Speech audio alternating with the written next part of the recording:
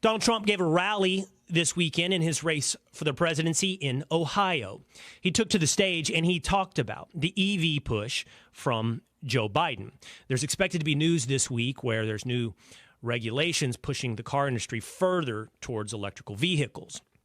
Part of that push, which doesn't seem to coordinate with any consumer demand, would have a devastating effect on the American auto industry, so says Donald Trump. And when he took to that stage, he described the future. He described the auto industry and what it would look like under Joe Biden. Listen. Let me tell you something to China. If you're listening, President Xi, and you and I are friends, but he understands the way I deal, those big monster car manufacturing plants that you're building in Mexico right now, and you think you're going to get that, you're going to not hire Americans, and you're going to sell the cars to us. Now, we're going to put a 100% tariff on every single car that comes across the line, and you're not going to be able to sell those cars. If I get elected, now, if I don't get elected, it's going to be a bloodbath for the whole, that's going to be the least of it. It's going to be a bloodbath for the country. That'll be the least of it.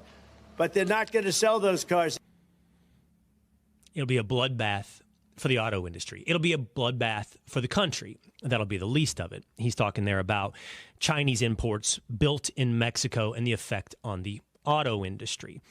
I've had similar recent conversations with car dealerships and owners of car dealerships about the effect of the electrical vehicle push on what it would do to the auto industry. Either way, whether or not it's Chinese imports or the push for EVs, you are potentially looking at a bloodbath for the American auto industry. But that clip was clipped out of context.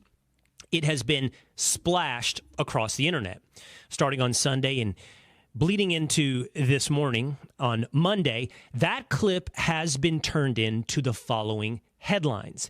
Take a look at this from news sources from NBC to Rolling Stone. Trump says there will be a bloodbath if he loses the election. CBS News, in Ohio rally, Trump says there will be a bloodbath if he loses the election. Rolling Stone, Trump says there will be a bloodbath and elections will not happen if he loses in 2024. CNN, Trump warns of bloodbath for the auto industry and country if he loses the election. CNN at least putting in the context that it includes the auto industry. NPR, Trump says some migrants are not people and warns of bloodbath if he loses. Trump was referencing people like the murderer of Laken Riley, that they were monsters, not people. And he was talking about the auto industry when he was referencing a bloodbath. But the media immediately ran with this as though Trump was celebrating the potential and laying the groundwork for another January 6th, for political violence, that he was calling for a literal bloodbath if he loses the election. Here's a great example of what was taking place across the media, and as it merged with politics, former House Speaker Nancy Pelosi. He's even predicting a bloodbath. What does that mean? He's going to exact a bloodbath? There's something wrong here. How respectful I am of the American people and their goodness. But how much more do they have to see from him to understand that this isn't what our country is about? Now, this, at first blush, is insanity. It's insanity. How can someone be this stupid? How can someone be this willfully obtuse, in the words of Shawshank Redemption? How can someone be so mistaken? But first blush is incorrect, because this is not stupidity. It's not even insanity. It is purposeful manipulation. Yes, obviously of a clip taken out of context, but purposeful manipulation of your mind. And the purposeful manipulation of your mind is to motivate you by fear to vote. Vote, vote, vote against Donald Trump. Now, I wanted to step back, as I always would like to do, and make sure that I don't straw man, but instead I steel man the argument for anyone who saw that clip and hears another January 6th. A steel man puts forth their best argument. What is it? How we can understand what they're trying to say? Is there inside of that some hidden kernel of truth? I don't intend to be Don Quixote, burning down, tilting my Lancet windmills and burning down a field of straw men. I want to take down the best version of your opponent. The best I can tell is that Trump in that speech spoke, as he often does, stream of consciousness in a bit of a non sequitur. He's talking about the auto industry and said there will be a bloodbath. And then he says that'll be the least of it. It'll be a bloodbath for our country. He is talking about, I believe, while one could say, whoa, he expanded it beyond the auto industry. He didn't limit it to the auto industry. He clearly said that'll be the least of it. He's talking about more than simply the auto industry. One could try to say, oh, he's talking about the country. And I would say to that, yes, he does expand upon the limitation of the auto industry. But I think it reads pretty clearly that he's talking about, A, the economy at large beyond the auto industry, and there would be a bloodbath, and B, the country at large, be it our culture, our economy, our inflation, our taxes, the loss of common sense, would be a bloodbath if he loses the election. I have a hard time steelmanning my way into understanding how they're saying he's asking for a bloodbath, that he's asking for insurrection, he's asking for January 6th, should he lose the election. I have a hard time understanding how they arrive at that phrase in that context, even with those non sequiturs, even with that stream of consciousness, is a call for political violence. Now, in steelmanning this argument and trying to understand them and weigh it against the potential that it's simply Trump derangement syndrome or willful manipulation of your mind, I have to take into account that most of the people hyperventilating and yelling about political violence are the very same people that sold me the lie about very fine people in the wake of Charlottesville, Virginia. There is a decent chance that some of you listening, and there is a greater than decent chance that anyone not listening to the Will Cain Show still today believes that Donald Trump called neo-Nazis very fine people. But in order for them to believe that, they can only exist and live in the emanations of words, the repetition of rumor. Throw a rock into a canyon and hear the echoes. They don't ever hear original source material. They hear the repetition of rumor. What did Trump say that day? And this one blows your mind when you revisit source footage. Trump said in the wake of Charlottesville that there were very fine people on both sides of that debate, talking about those that don't want to see our statues torn down. He then goes into, would you take down a statue of George Washington? In that case, remember, after Charlottesville, they were taking down statues of Robert E. Lee. He said George Washington was a slave owner. How about Thomas Jefferson? He says, how do you feel about Thomas Jefferson? In that moment, in 2017, he's actually, as is often the case, to be quite honest with Donald Trump, he's prescient. He's a fortune teller. He's looking into the future. Because here we sit today in 2024, some 7 years later, and of course they've attacked George Washington. Yes, they have gone after Thomas Jefferson. And he's asking, would you go after them? And he's recognizing there are very fine people on both sides of the debate about how to address revisiting our history, taking down statues. Then Trump says, very specifically, I'm not talking about the neo-Nazis. I'm not talking about white supremacists. Go back and look at the source, video from that time. Look at it. He specifically says, I am not talking about neo-Nazis. I am not talking about white supremacists. He says there's very fine people in the argument to take down the statues. And then he says, but I'm not talking about the people in black. He's referencing Antifa. He's talking about the goodwill debate on both sides of this issue of how you deal with parts of our past that we've evolved morally beyond and rewriting our history. And he's accepting from that. He's complimenting both sides of the debate, calling them very fine people, and he's accepting from that Antifa and white supremacists and neo-Nazis. But that is turned into Trump calls Nazis very fine people. The opposite of what he said. How do they justify that to themselves? How do they get away with it? By clipping the very first 10 seconds. There's very fine people on both sides of this situation. Before he gets to the part where he says, I'm not talking about the neo-Nazis. I'm not talking about the white supremacists.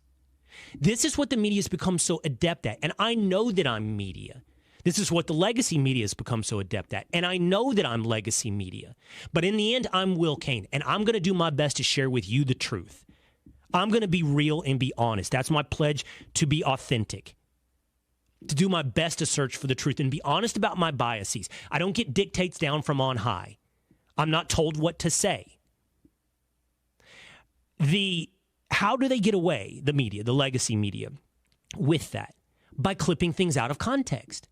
They have to be not stupid, not insane, at a minimum willfully obtuse, again in the words of Shawshank Redemption, or manipulating your mind. Zoom in to the very first few words, and then lie about the greater takeaway.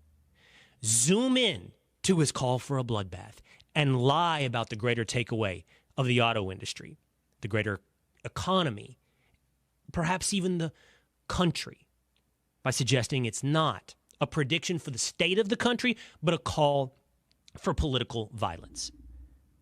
Now, how does this work into manipulating your mind? Here's how. Those headlines I read to you earlier from across the media landscape, they're then echoed. If you do a Google search on Trump and bloodbath, you'll see how big tech plays a role. The top headlines, the entirety almost of the first page, will be Trump calls for bloodbath in the wake of an election. Google represents 97% of the search market. If you want to see the truth, if you want to see full context, you have to dig, you have to work, you have to do things like listen to the Will Cain Show. Now that tech is helping formulate the minds, a mass psychosis, a mass formation psychosis, politicians pounce. They use the opportunity. We saw from Nancy Pelosi. How about this from Hawaii, from a senator from Hawaii? He immediately told the media how to report this. He tweeted the following: Brian Schatz, headline writers, don't outsmart yourself. Just do, quote, Trump promises bloodbath if he doesn't win election.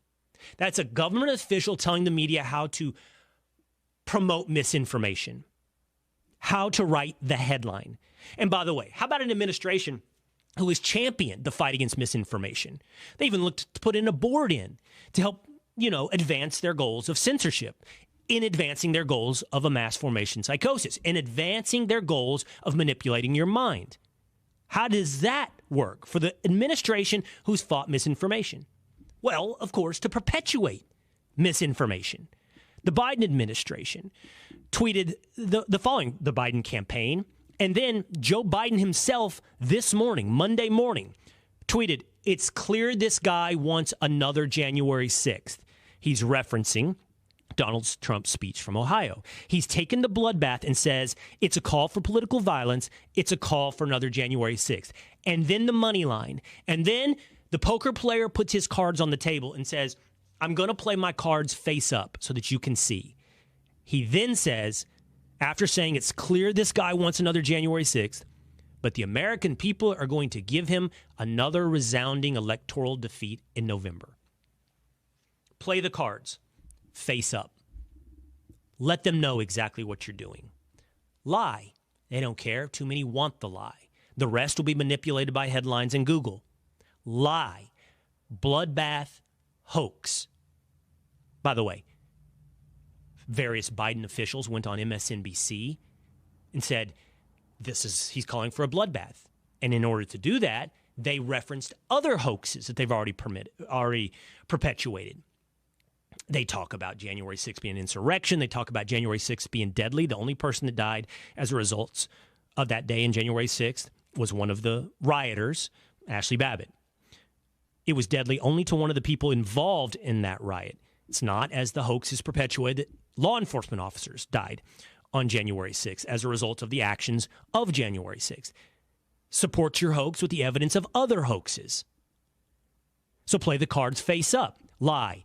Perpetuate the hoax. Instill fear. Make you afraid. There'll be an insurrection. It's a move towards authoritarianism. It's the last election in America. We must save democracy. And then marshal your fear for your vote. Joe Biden says the American people will not allow him to do so and will give him a resounding defeat in November. That is the poker player's hand. That's the cards. brazenly lie, never let go of the hoax, double down, triple down. And that's what was done this morning on MSNBC on the show Morning Joe. Triple down. Listen. He's talking about a bloodbath for America. It's laid out in the terms of it. And these idiots on Twitter, these idiots on cable news, these idiots on Sunday shows going, well, presidents, you know, he was talking only about the auto industry, and this is one more. It's just bullshit. Let me say that at 6:15 a.m. It's just bullshit. He knew what he was doing. We're not stupid. Americans aren't stupid. He was talking about a bloodbath. He was talking about a literal bloodbath, says the show of Trump derangement syndrome. But it's not. It's not simply mistaken. It's not simply insanity. It's not simply Trump derangement syndrome. It's willful. It's taking it out of context. It's been done before on dozens of occasions. It's being done now, and it will be done again. Get ready for the next 7 months. They're playing their cards face up, and all of it is designed to manipulate your mind so that they can manipulate your vote.